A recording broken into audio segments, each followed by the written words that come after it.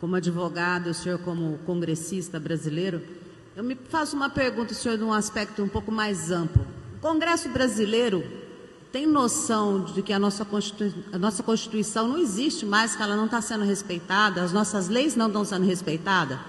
E pela primeira vez nós temos um Congresso, Câmara, deputados e senadores, acho que em maioria de direita.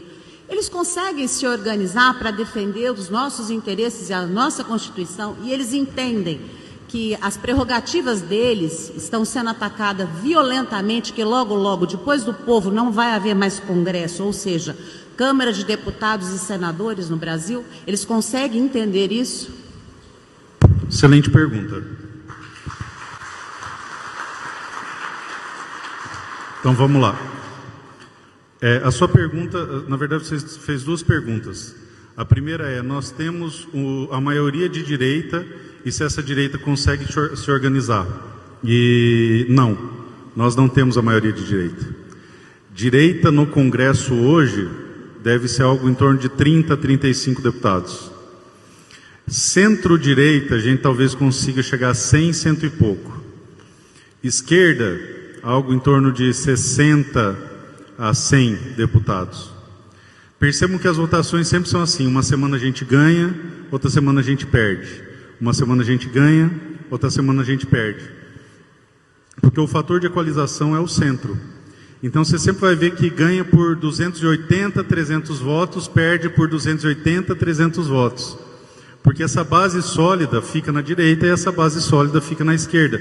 O que se movimenta é o centro. Então aqui, ó, ficou legal aqui, porque a direita é um pouco maior que a esquerda, é um pouco maior que a direita, em essência. A direita está aqui, é a maior da história, mas não somos maioria. E aí, quando o centro vem para cá, 300 votos a gente perde. Quando o centro vem para cá, 300 votos a gente ganha. Por exemplo, o calabouço fiscal. O calabouço fiscal, ele teve em torno de 300 votos. O marco temporal, ele teve em torno de 300 votos. Então, isso mostra que o Dilma, como eu gosto carinhosamente de chamar o Janjo, ele não é dono do Congresso, pelo menos da Câmara não. E aí há esse movimento pendular, tá? Então não somos maioria, então não tem como organizar isso com maioria. Essa é a sua primeira pergunta. A segunda pergunta, os parlamentares conseguem entender que a Constituição no Brasil foi ultrajada? E aí eu vou acrescentar um ingrediente que a senhora advogada vai entender, e os outros eu espero que sim. O judiciário está hipertrofiado.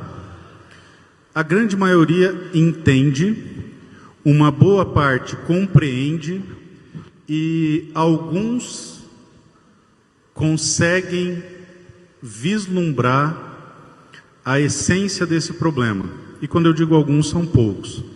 Recentemente eu fiz um discurso e de cada 10 discursos que eu faço, 9 são sobre direitos e garantias fundamentais de primeira geração, que são os que asseguram a liberdade, e eu trato sempre do devido processo legal, e falei sobre o vilipêndio das prerrogativas do Congresso. Eu fui aplaudido por 3 deputados do PT, que quando eu desci falaram, algo precisa ser feito.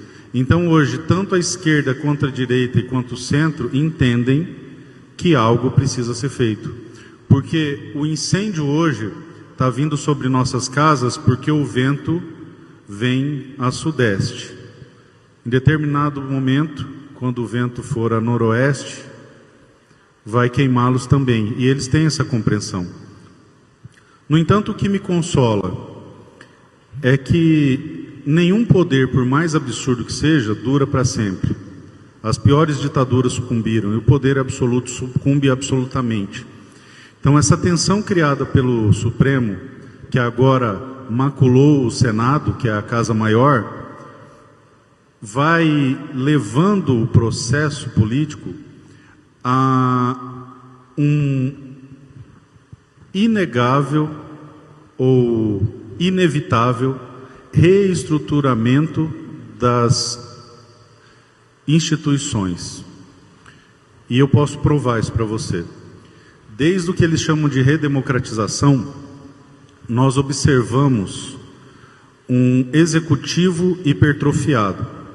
Em todo o governo Lula e parte do governo Dilma, o legislativo era coadjuvante, porque estava todos no bolso do Lula, então não havia um legislativo, ele apenas referendava o que o executivo pretendia fazer. Então havia uma hipertrofia do executivo.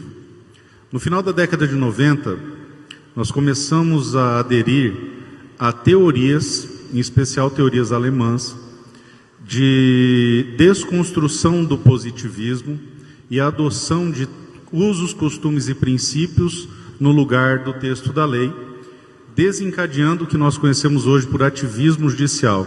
Então, elementos como a mutação constitucional, que diz que o texto que fala que esse piso aqui é preto, ele pode ser desconstruído, e a interpretação acedada é que ele é branco, chegando ao ponto do princípio da legalidade, que é o princípio maior de limitação do Estado, que impede que um crime seja inventado, tenha sido jogado por terra, uma vez que não existe crime sem lei anterior que o defina, nem pena sem prévia combinação legal, e esse é o princípio básico civilizacional de qualquer Estado, e ele não existe no Brasil, uma vez que o judiciário inventa crimes e penas, tá? Isso é gravíssimo. Fez com que a utilização desses princípios começasse na década de 90.